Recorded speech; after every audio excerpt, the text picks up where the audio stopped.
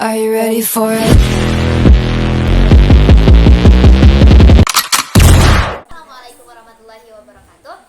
Kembali lagi podcast Caplo. Dan episode kali ini kita akan membahas tentang hati serta gangguan. Oke, ada yang tahu kita ditemani dengan siapa? Kamu nanya? Enggak kan? Kalian pasti enggak. Karena belum ada di Karena belum ada di iklan. Karena kita nggak pernah iklan ya. Oke. Langsung saja kita akan ditemani oleh narasumber kita, yaitu Dr. Lesti dan Dr. Neja sebagai rekannya. Dan mereka berprofesi sebagai dokter spesialis organ dalam. Supaya tidak berlama-lama, kalian sudah tahu di samping saya sudah ada narasumber. Yang sebelah sini dia bernama Lesti sebagai dokter dan rekannya Neja sebagai dokter spesialis organ dalam. Oke dok, supaya tidak berlama-lama kita langsung saja boleh? Boleh dong. Oke dok, dokter pernah olahraga? Sudah pasti dong. Masa ya dokter nggak olahraga? Nggak mungkin. Iya mantap. Mau nanya nih dok, kenapa tubuh kita itu kalau udah habis olahraga rata-rata berkeringat? Itu tuh sebagai tanda kalau tubuh kita itu sehat. Ya kan aneh kalau misalkan kita olahraga nih, tapi gak ngeluarin keringat sama sekali, kan itu bakalan bahaya banget buat tubuh. Kok bahaya dok? Gimana? Karena keringat itu ngeluarin zat-zat sisa metabolisme yang udah gak dibutuhin lagi sama tubuh. Kok bisa?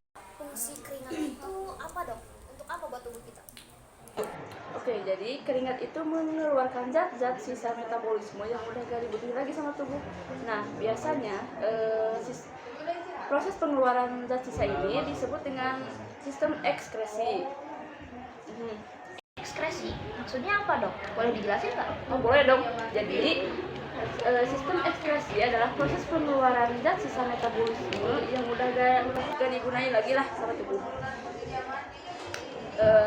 Sisa-sisa metabolisme ini berupa senyawa-senyawa yang bersifat toksik atau beracun.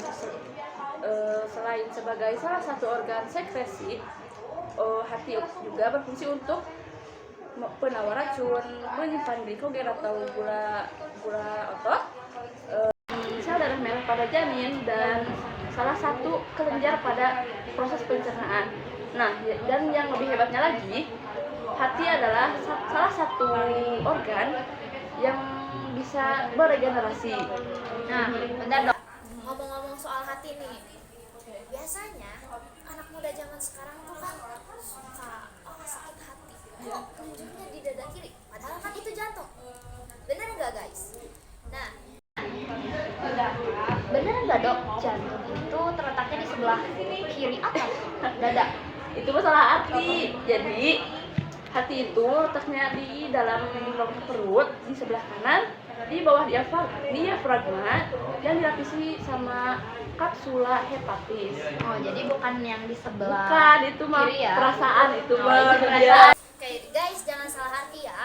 Nah, emang fungsi hati itu buat apa sih dok sampai bisa disebut organ ekskresi? Oke.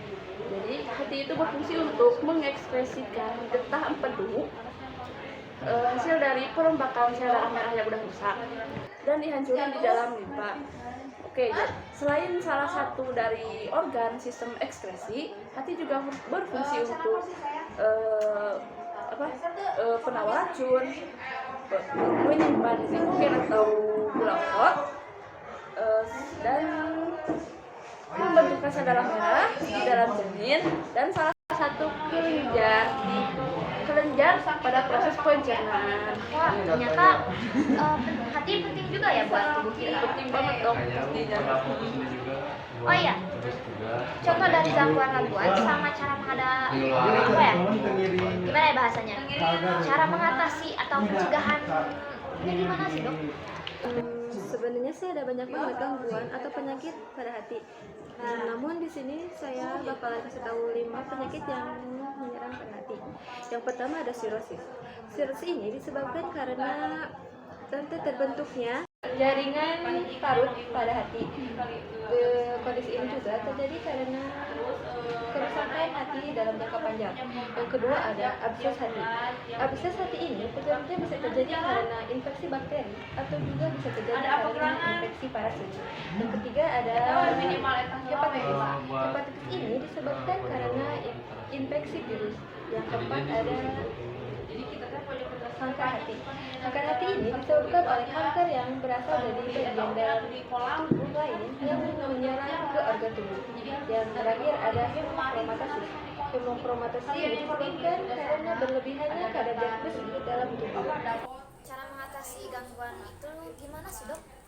Cara mencegah beberapa penyakit pada hati ini, penting banget kita menerapkan gaya hidup sehat seperti mengonsumsi makanan sehat, berhenti mengonsumsi alkohol,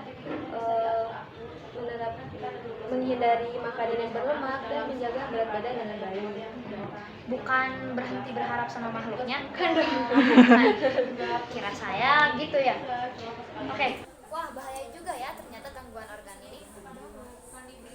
Jadi kita harus benar-benar menjaga kesehatan organ dan di luar tubuh kita dengan baik agar terhindar dari penyakit-penyakit yang dapat menyerang kita.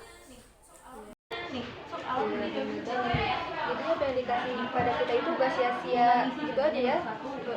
Jadi tugas kita tuh merawatnya dengan sebaik mungkin sebagai rasa syukur kita kepada Allah. Nah, makasih banyak nih Dokter Lesti sama Dokter Lia udah sharing-sharing sama kita ya. Oke. Gimana ya? Quotes of the day sekarang, ya of the day ya namanya juga.